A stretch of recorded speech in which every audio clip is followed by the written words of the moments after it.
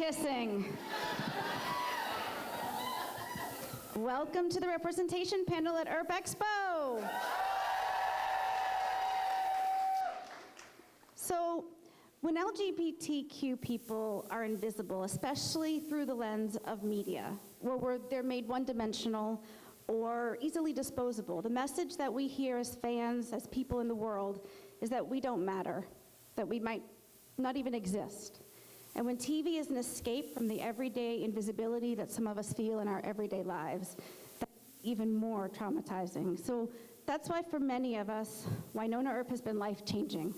A safe place to find our voices, spread our wings, and grow as individuals in a loving and supportive community. Seeing ourselves on TV is empowering, which is why representation matters. And Emily Andras and her cast have never shied away from telling our stories with authenticity, compassion, and bravado. From the Unkillable Gay Squad to Bulletproof Vests, they've given us all reason to hope and believe. So please help me welcome to the stage Dominique Provost-Chalkley, Catherine Burrell, Varun Saranga, and Emily Andras.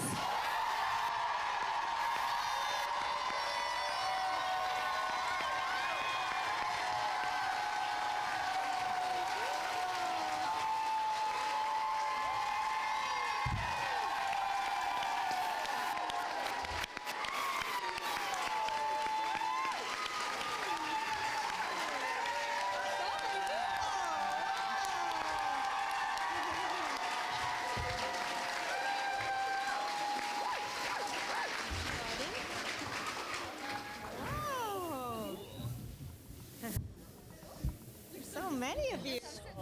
Thank you. Oh, wait, what? No, yeah. Now what's happening? Hi, y'all. Thanks, Bonnie. Yeah. What a nice welcome. Yeah, y'all haven't forgotten us. That's pretty good. So, Bonnie. You're welcome. And well done to whoever did that video. That was That was so good. We were shazamming the song in the back because we were like, what's this amazing song? Oh, double mics because I'm so quiet. So we'll start with an easy one. How about them Raptors?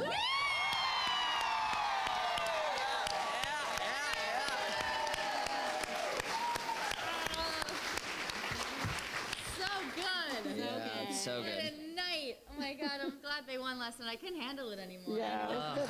It's like, no, if we went to a game 7, I think I would have lost my mind. Yeah, it was You nail guys biting. in America are going to love basketball. We're so good at it. You guys are going to love it. It's really good. It's Yeah. amazing. That was pretty fun. Pretty amazing to be in New Orleans for that. That was cool. Yeah. Different experience. I mean, we met Toronto fans when we were walking the street. We did meet some Toronto fans, yeah. We're feeling so smug, we only apologized 50 times today. Out of control, I think, yeah. No raps. Yes. Are they here? Can you imagine if you brought out the Raptors? Look what we brought. So, welcome to New Orleans. Thank you. Have you guys done anything fun yet? Besides watch the Raptors win. Raptors game, that's it. Yeah. You know what? I will say something to segue. You know what's amazing about watching the Raptors and diversity is you really see. I know. Oh, it's getting sexy. We have this place called Jurassic Park, which is outside where all the fans gather, and it's like literally all the faces of the world. It's amazing. You really see how multicultural Toronto is. So it's been amazing to watch the Raptors games. I think. Just saying, you can't hear me? Hello. It's because. Double mics. I was being serious. It wasn't that good anyway. It's all right. Continue. Oh, there we go. Guys, this hotel is haunted. I'm excited. I've been in New Orleans for a couple of days. I came here a little early, and it is such an interesting place. Oh my God, who lives here? Does anybody live here? Wow. Hi. Yeah. It must be such an interesting place to live. I feel like it has a special magic and ignites all the things, all the flames. I put my name down for an open mic.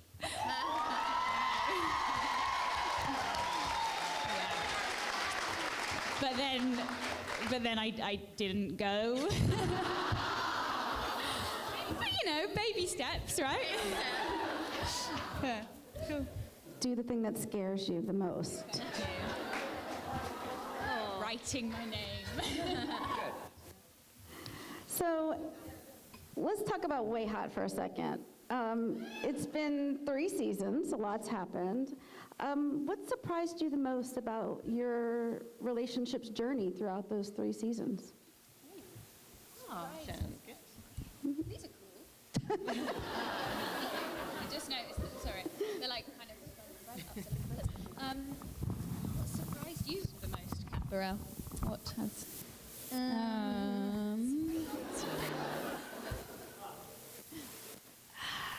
Gosh, Bonnie, you've really stumped us in the first one. Tell me. To tell you the complete truth, I thought that maybe we would have some time apart and then come back, and I was maybe surprised that we didn't. But yeah, wrong. I just thought at one point, but other than that, I don't really know what surprised me. How about you? I think I would say I feel like we're going to get a big loud feedback in a second. I would say I know this is the unpopular answer, but I would say the ease of the relationship. It was a pleasant surprise, though. I think it was quite nice I think when everything was going to shit around them, I was pleasantly surprised at how solid they stayed. And, In season 3. In season 3, yeah. Yeah. I mean, in season 2, we had a bit of a, didn't we? Yeah. Some technical troubles. Technical troubles. Yeah. Yeah. With all the bubbles. Well, Troubles. I want to ask Emily that question. Good. How solid the writing was from top to beginning. No. I mean, I just think that your chemistry as actors is like once in a lifetime. So I think watching you guys together, just what you've built on your own, is extraordinary. I mean, you hope for the best when you cast, right? And I'm like, well, they're not that good looking, but here's hoping. No, I think that has been the joy, is just how much chemistry you guys have on screen, and your trust, both with the material and each other, and just seeing you come into your own roles, and maybe hopefully having more of a voice and how you feel those characters would play out and what you would want to do and stuff like that. It just gets better and better. And just you guys being willing to take risks over and over again, just seeing like your range get even better and you guys just flourish. That's been the joy for me, I think. And just seeing the celebration of them. Don't you think? It's just incredible. Yeah.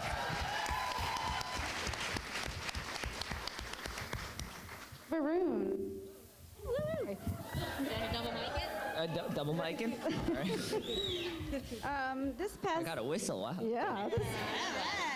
It's New Orleans, anything goes. We're good. This past season, we got to see Jeremy grow quite a bit and even got a boyfriend. Yeah. How did you and Justin approach filming and making sure that you guys portrayed those characters authentically and with responsibility?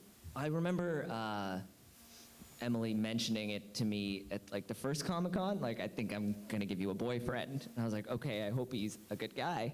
And then like right before shooting started, she let me know that Justin got cast. And so immediately I like got his email and I messaged him and I'm like, let's get dinner, let's hang out, I wanna be your friend. And so I assaulted him with kindness. Yeah. So it was, I laid it on pretty thick. But like we hung out and we really like vibed immediately, and I don't know, it became really important to me that we make a real relationship, like with its kind of messiness and cuteness. Like from Jeremy's perspective, he's never really had a relationship before, so what does that look like? And doubly because they're LGBT and they have to kind of navigate that in a small town. What does that look like? And so we had really like good discussions about trying to authentically embody like a slow burn in this way, if that makes any sense. Just trying to be as real as possible given the scenario, as opposed to like they meet each other and they're falling in love. It's like, no, maybe Jeremy's a bit hesitant because he's never been out with so many people in his life. And Yeah. Yeah. Well, he was just looking for a place to be himself in season 2, so. Yeah. Yeah, and that's a nice thing. I think to some extent, like Robin represents another aspect of home, and like that's what Jeremy's always looking for. And so, yeah, like he finds home in him in some way, like comfort. Yeah. Aww.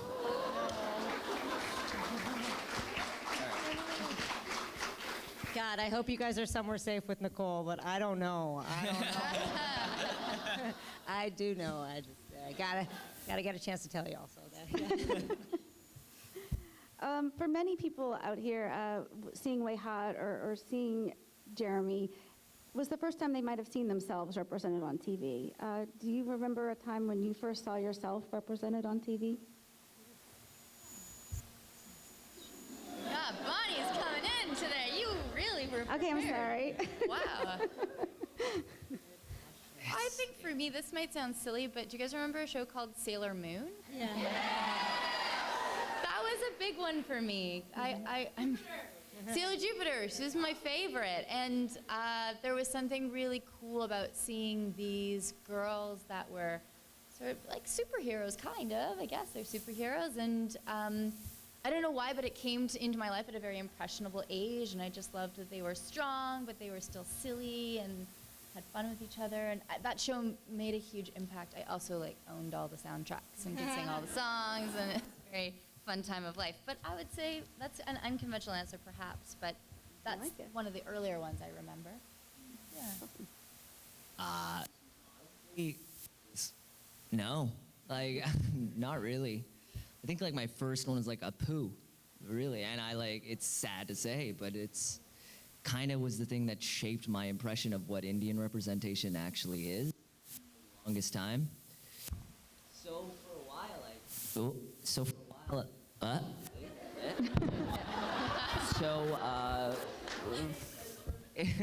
can I get all mics?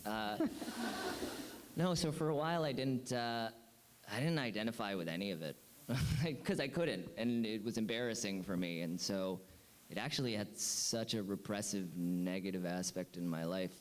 I like look towards like Caucasian characters as my role models far more, and that kind of like spilled into my regular day life because I grew up in Toronto, which is intensely diverse, and by some account I rejected that diversity because I so wanted to be in the film world, and it didn't seem like that I could do it if I acted like that. Yeah, so I don't know. It took a long time for me to like identify with anybody on television. Probably like my mid-20s, yeah. Yeah, sadly. But now it's getting better.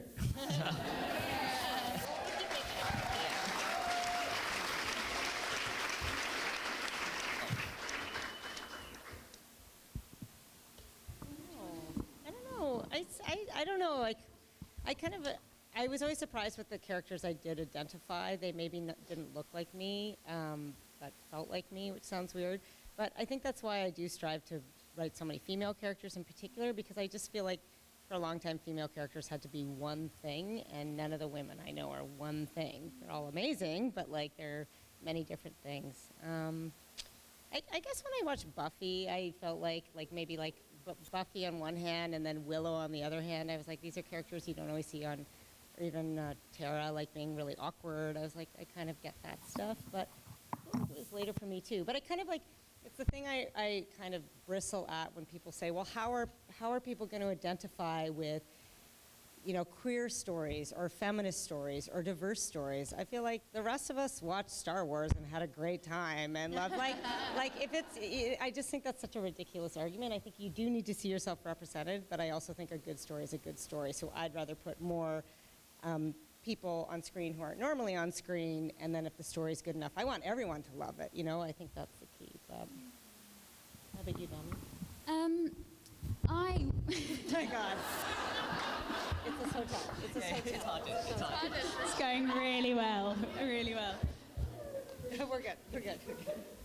I don't know. I think, quite honestly, I've thought about this before and thought, have I ever been impacted in the same way that other people have with Waverley? And I think the answer is definitely no.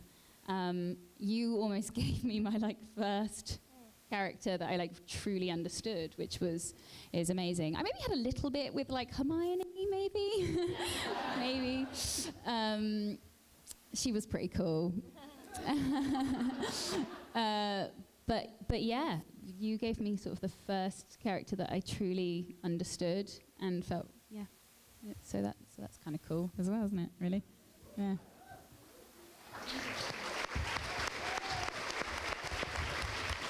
Well, you gave me one of the first characters I identified with, so there you go.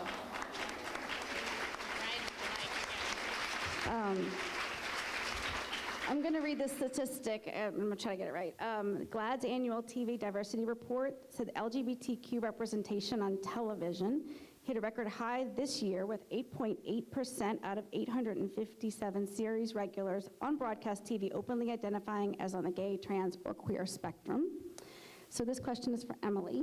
It's 2019. You've been doing this for a while. How has creating queer characters on TV and fighting for those queer characters, how has that changed for you?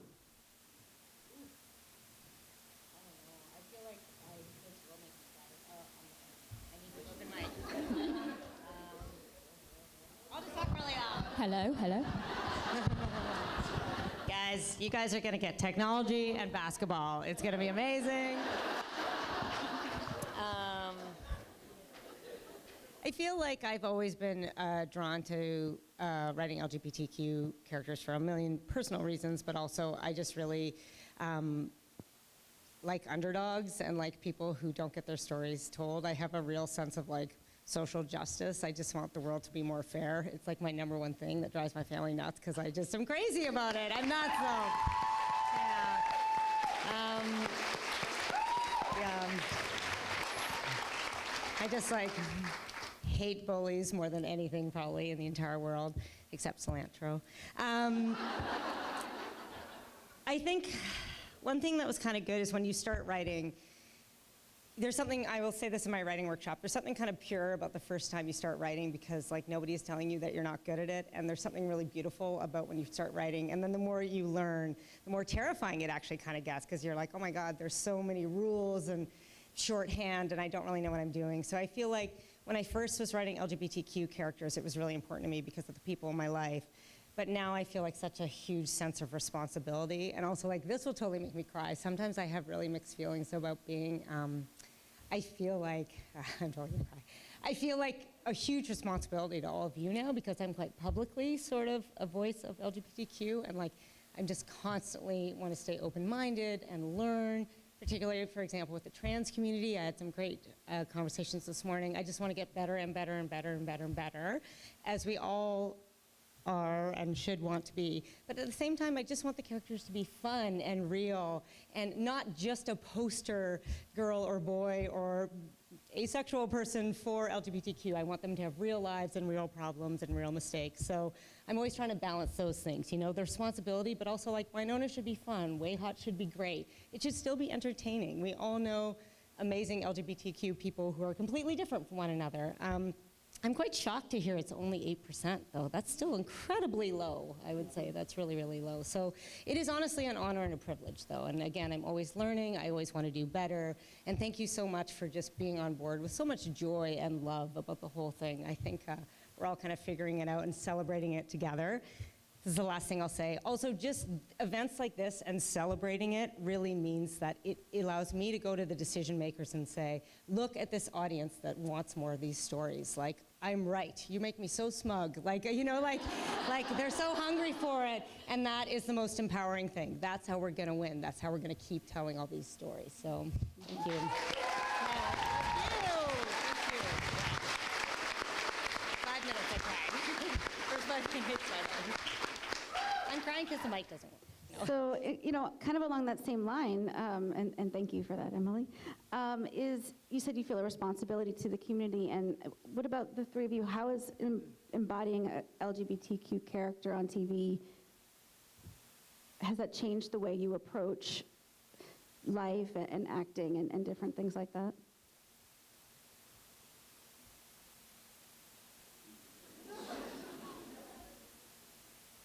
I got easy ones after this, okay, I promise.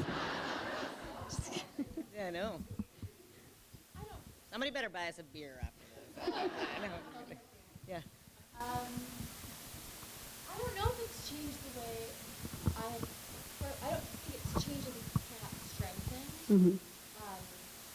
My desire for being a part of stories that are something bigger than themselves is something so often that is, I feel like as an actor you can sometimes feel like you're just in this weird, surreal media that is kind of just like entertaining somebody, but it's really.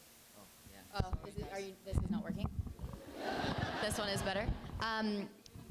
Yeah, that might be. And it's blue. The blue's the winner. Yeah. So I think it has strengthened my desire and my passion to continue to seek out projects that have the sense of a greater good, and how fortunate I am, because we don't always get to choose, especially as actors. But I think also as someone who aspires to one day create content, it has definitely impacted me in a massive way.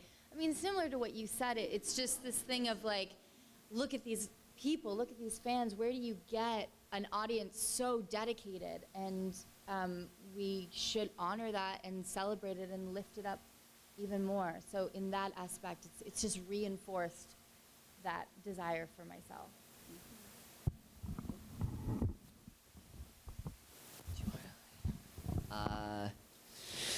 Yeah, that was a good question. I don't know. I think a lot about responsibility and the nature of it. And as I was coming up being an actor, I never really pictured myself being responsible for anything other than myself. Because ultimately, acting is a very self-serving medium. It's about you and about your career, much like tennis or something. It's as much as it's a sport or it's still just you there, and so you kind of get caught in the web of this narcissistic web of yourself. And until I did Winona, I never really realized that what I do actually affects others, because I didn't even know that I was affected myself.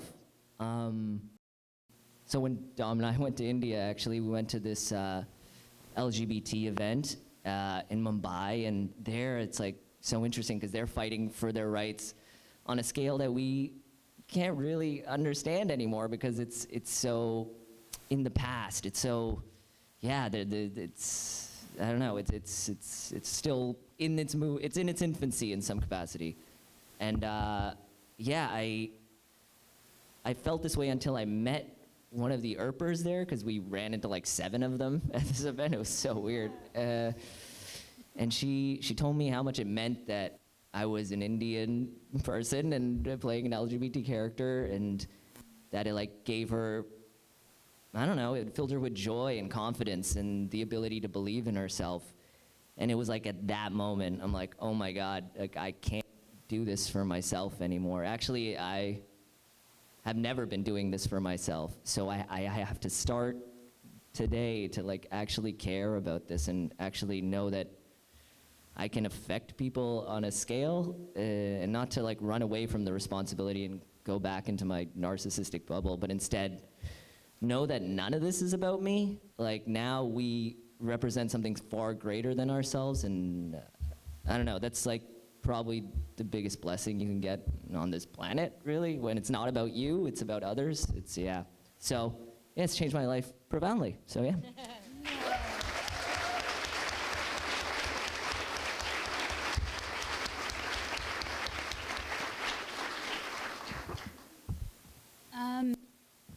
Yeah, we were just talking about this last night, how this character has completely changed my life, and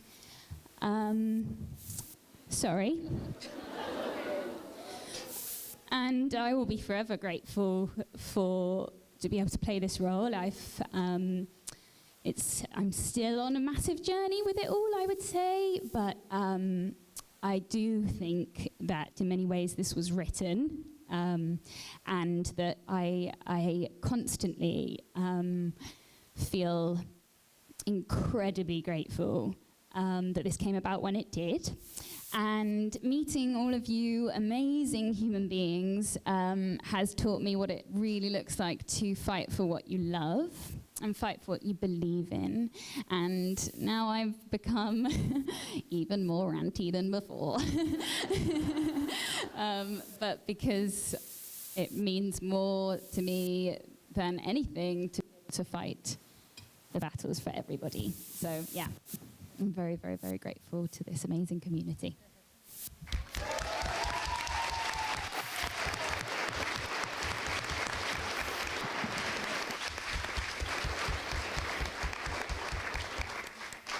Well, you guys give us all something to fight for. In fact, we're currently in a fight for Winona. And we talked about at the opening ceremony about we're going to focus on celebrating Winona this weekend because you guys made us a family, really. The show, the characters, and the cast. So you're not just your characters. Who you are makes us all want to fight. But seeing the fight for Winona kind of get into New York City and up on billboards, can you just tell a little bit about when you first saw that kind of phenomenon? Are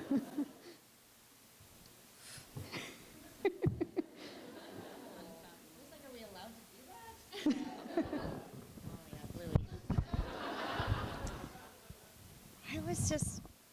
For me, obviously, I think I should say, because it's early in the weekend, we are still all in the fight, and you're all here, and we should celebrate it. But I honestly just want to say, I've never been more optimistic than this very moment, okay? Let me just say that.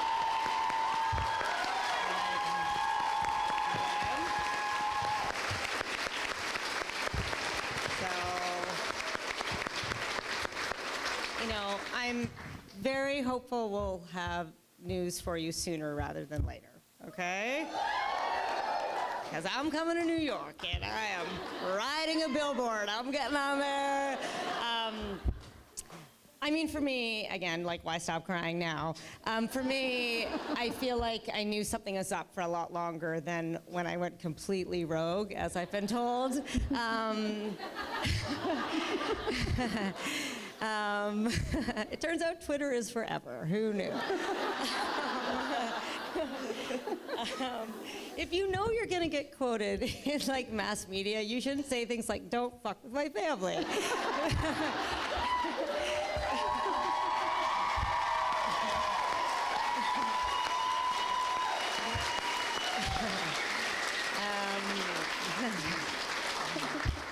But also, I told y'all not to fuck with my family. So for me, I kind of was being as professional, which, as you know, is incredibly difficult for me, for as long as I could. And I kept saying, I just know the Earpers are not just going to let this happen. If what you are insinuating is going to happen, it's going to happen. I'm not sure everybody believed me. So by the time I finally said, we're in trouble and we need your help, I know that it's February. For a moment, you're just like, am I full of shit? Because God knows I usually am. So just seeing the rallying from the fans and the billboards and people, I'm looking at you, who go every single day down to Times Square to film it for the other fans who have bought it for all over the world. Thank you so much for showing up, you guys. Honestly, thank you so much, Yeah.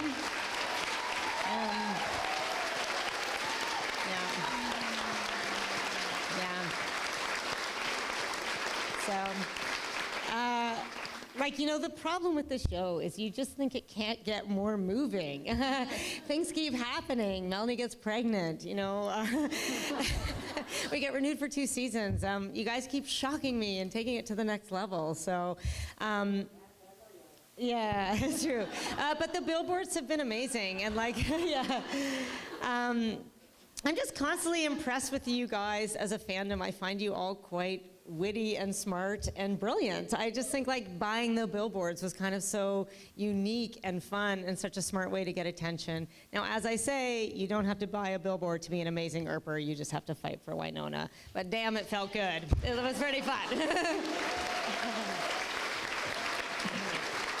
I won't cry all weekend, I promise. Yeah.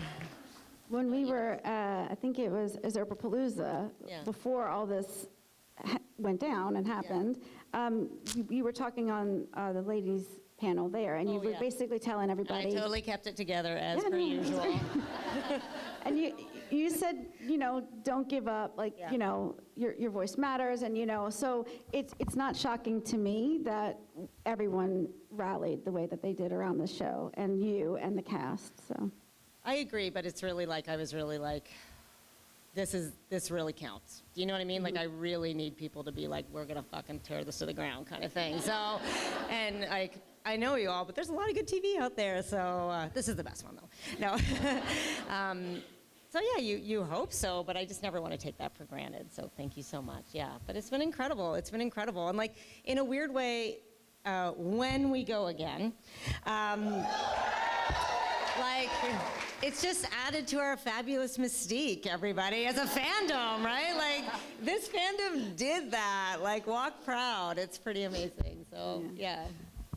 Yeah, I mean, you've got people who didn't even know what the show was going, what is the show? No, now like They're big sign messaging in New Yeah. York is like Team Earper. Like, those guys DM me on Twitter all the time. They're so excited. They're in it. So, yeah. Awesome, yeah. Sorry, I'm talking too much. Yeah. I also think like this campaign has brought in more fans. Yeah. Yeah, like we have a bigger audience because of it. We're going to be as big as Game of Thrones. No, I think you're right, though. Like, yeah. Mm-hmm. I feel Never mind. I think this whole experience has made me feel like I struggle with feeling unworthy. I struggle with being like, no, but seriously, I just appreciate. It goes back to what we kind of touched on earlier, but never in my wildest dream, never did I allow myself to hope that I could ever be a part of something so special. And I just feel so incredibly lucky to, just like Varun was saying, it's so much more than any of us, and to just be a part of this community I just feel so grateful, because it has, for myself, given me this sense of a purpose, kind of, and I feel like I really struggled with feeling like I didn't have that for a long time, and so I'm always like completely humbled and so grateful in your presence. So just to second what Emily said, like, thank you so much we knew you'd come out, but there was always that moment. I remember texting with you and being like, I don't know what you said. I wish I could remember, but it's, yeah. That was amazing, like, the cast was so incredible, and they were so gracious and careful. I hope I can tell the story. Whatever, what are they going to do? Like, I just remember another really moving moment for me was we were all on a text thread, and everybody was very careful, but I do think I said, I got to be so careful. I said, I think we're going to do this, meaning me. You don't have to do anything if you don't want to. And like every single person on the cast was like in huge capital letters, like, fuck yeah, like, let's go, like, let's go, right? Yeah. Okay. Yeah. Bob's like, you got this, no. Like, like everybody was like, we were just so happy to fight for it and fight for you guys too. So that was really amazing. So everyone was all in. Yes. Yeah. All of them. So we can not cry for the next 20 minutes, okay? We'll get a little more fun. How about that? We're in it now, Bonnie. Yeah. No, when I did the villains panel earlier, and I asked this question, and it was I think it's kind of fun, but okay, we're taking it way to the other side, guys. If your person, not your character, but if you had a warning label, what would it say? No, not the character, you.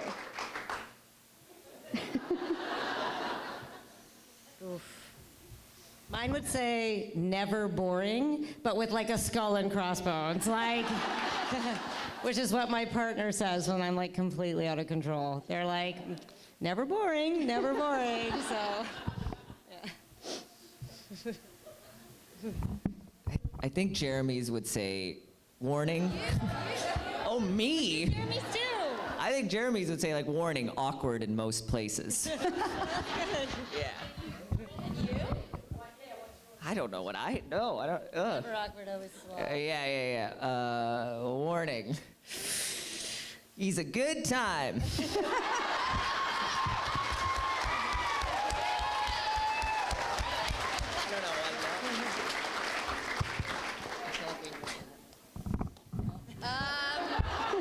I think mine would say, warning, does not play well with authority.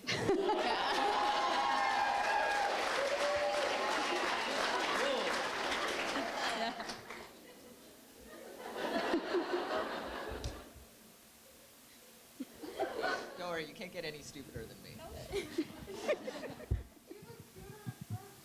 Aww. Thanks. So, firstly, what are these warning things? Like, you know, in your tag, or like on a toy where it says like warning, not for children under 3. Oh, I see. Warning. Huh? Well, I have so many answers that are being thrown at me. I appreciate the help.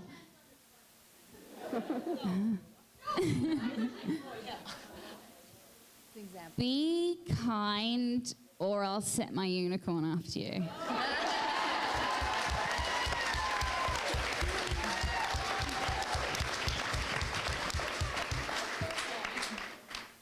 That's awesome. Thanks, guys. Okay, so if your character, and we'll go back to your characters, had a theme song, you know how like sometimes in like sports they announce like the person and there's always a theme song that plays. If your character had a theme song, what do you think their theme song would be? Whenever I see Nicole, I see her in slow motion, and the song that kind of plays.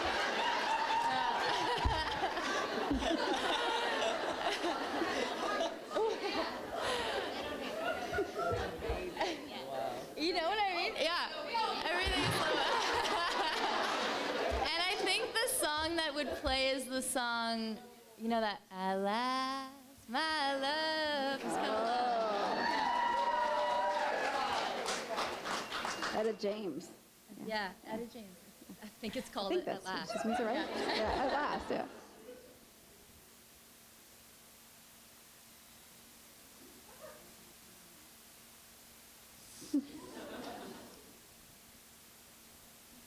What plays when you walk into the writer's room? Yeah, Emily.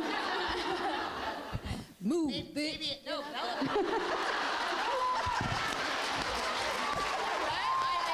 don't know, I missed.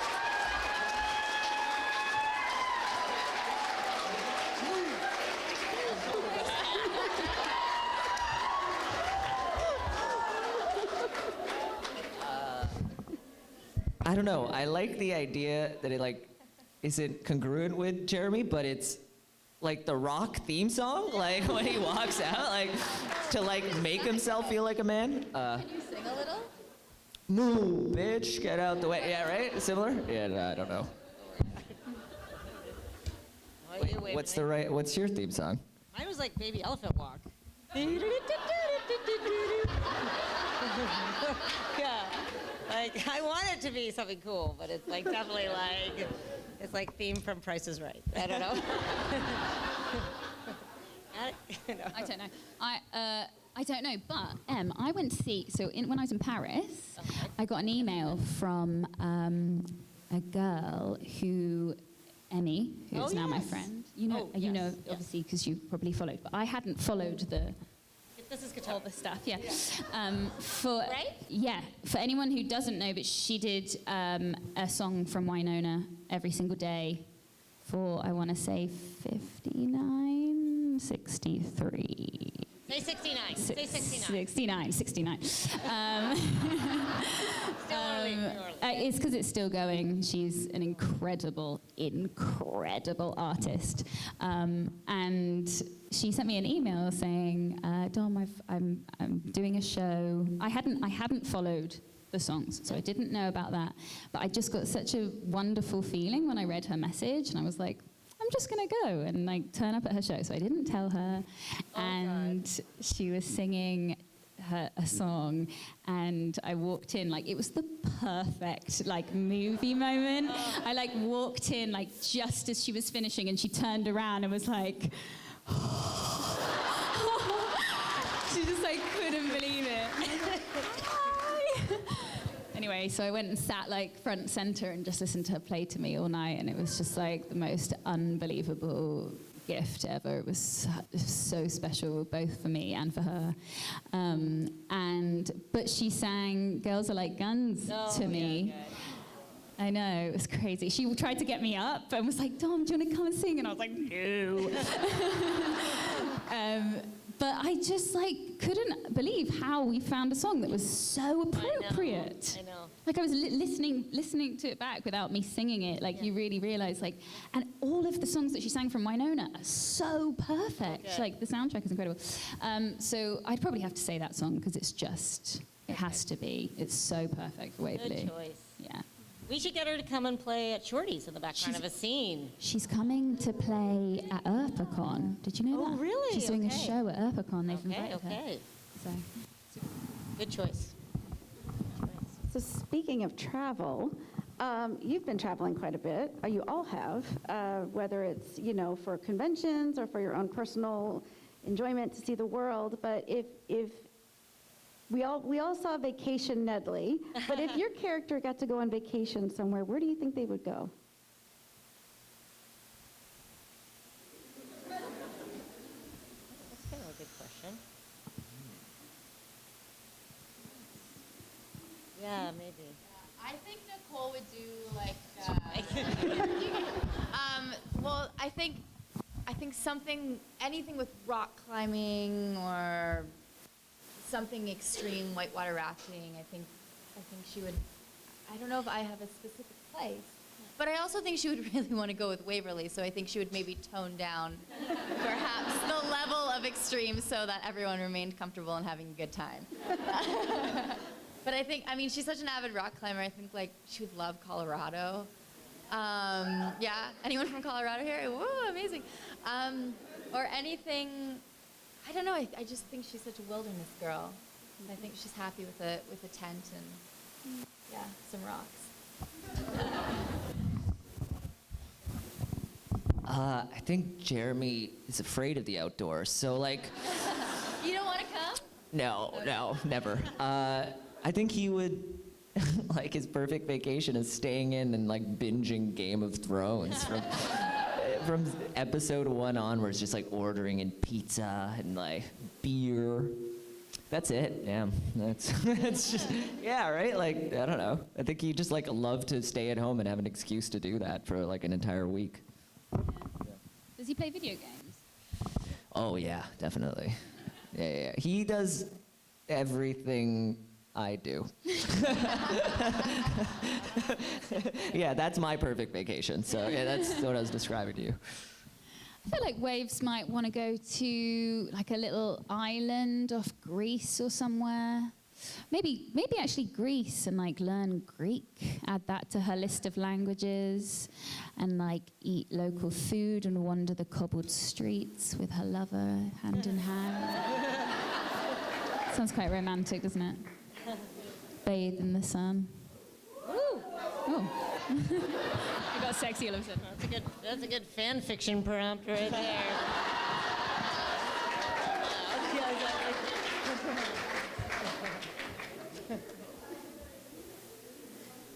The fans had a couple questions.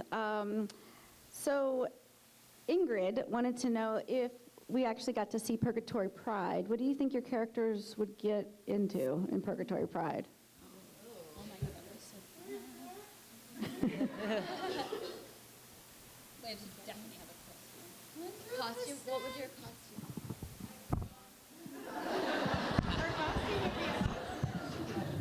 No, I just said Waves would definitely have a costume, 100%. I would want her to dress as a unicorn, but I've already done that, so that's probably just me. A butterfly, that would be cool. A rainbow butterfly, why have I never done that? With all the glitter. But now I have to find vegan glitter. Has anyone found any vegan glitter? No? Glitter is not vegan, no. You have? What do they make glitter with?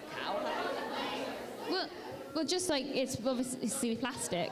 Oh, vegan in the sense of like, I now use vegan as a term. It's not just mixed. It's not glass. It's like actually, that's the definition of veganism as a philosophy.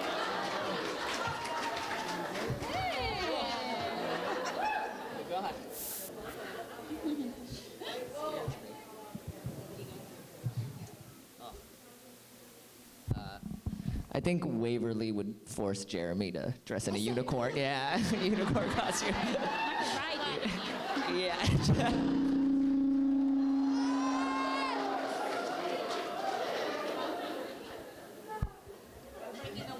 I also This place is haunted, I think. Yeah. sure spirits are messing with us. I think Nicole would be also forced to dress up by Waverly. I think she would wear whatever she wanted her to. But you'd secretly love it, But wouldn't you? Yeah. I secretly would love it. What would she dress up as? Ooh, Phoenix. That'd be cool. Oh, with the red hair and that would be fun. Phoenix. Phoenix.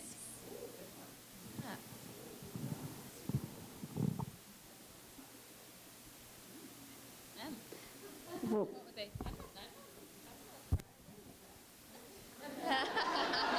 I'm driving the float. Yes. all right, this question was from Patricia. She wanted to know, Waverly danced for Nicole twice now, but if Nicole were to dance for Waverly, what? Hold on, wait for it.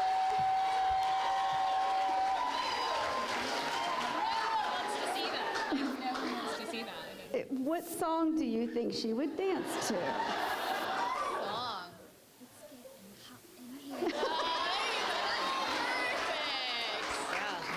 That's perfect. It's Yeah. not actually. It's very degrading and horrible song. So. Yeah, but we could turn it around. We could turn it around, exactly. I am terrified about dancing for people. Just please know this.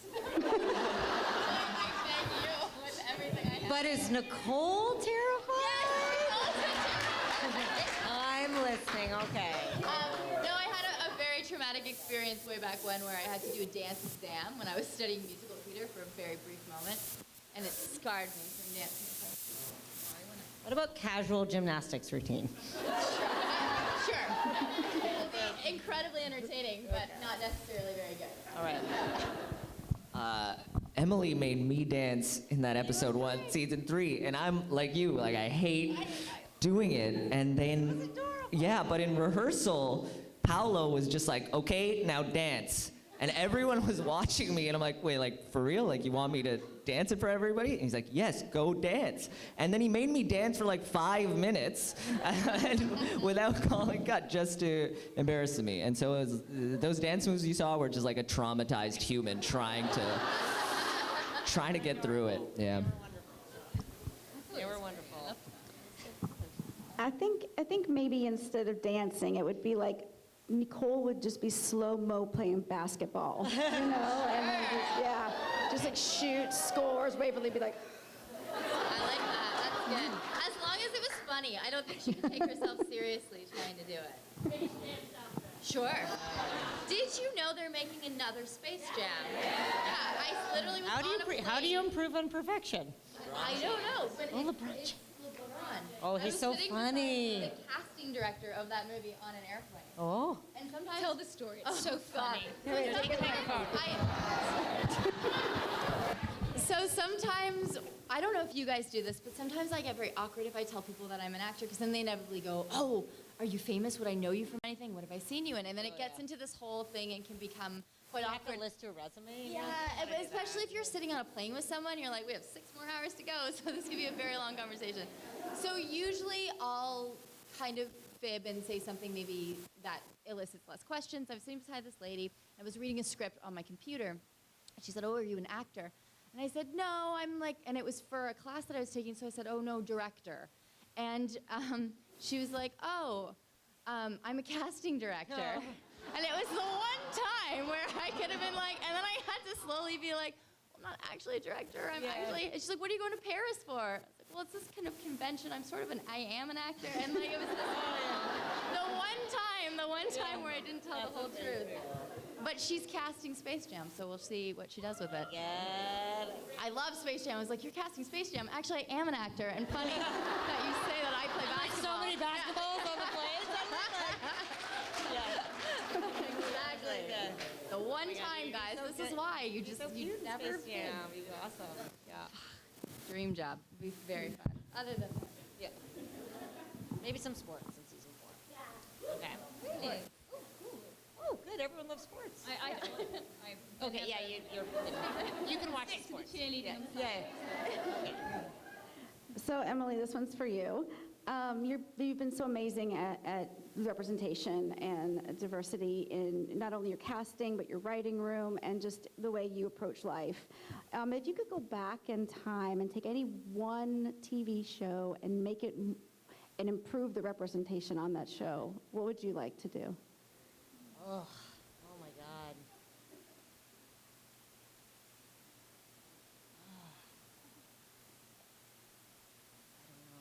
It's hard because, like, what's the expression I'm looking for?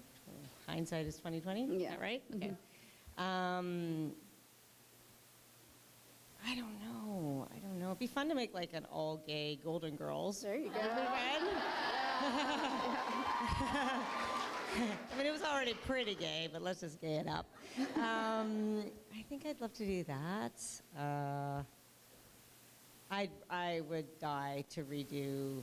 It doesn't need to be redone, but I'd love to do a take on Xena or something like that. I'd love to. I was asking, yeah. I mean, I like things that are a little bit gay. I just want to make them even more gay. Yeah, I guess that's my answer. Yeah. I think we would 10 out of 10 watch this. Okay.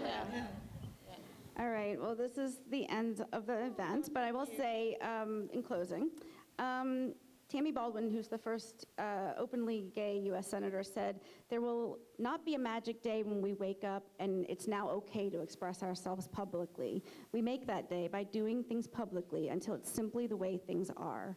You've all been such public voices of support for the LGBTQ community. Thank you for portraying these characters so beautifully and for continuing to fight for the community, for positive LGBT representation, and for all of us. So you've changed our lives for the better. Thank you. Please give a round of applause for Emily Andras, Varun Saranga, Dominique Provost-Chalkley, and Catherine Burrell. Bonnie and the Bonnie. Thanks, Bonnie. You did great. Thank you, Bonnie.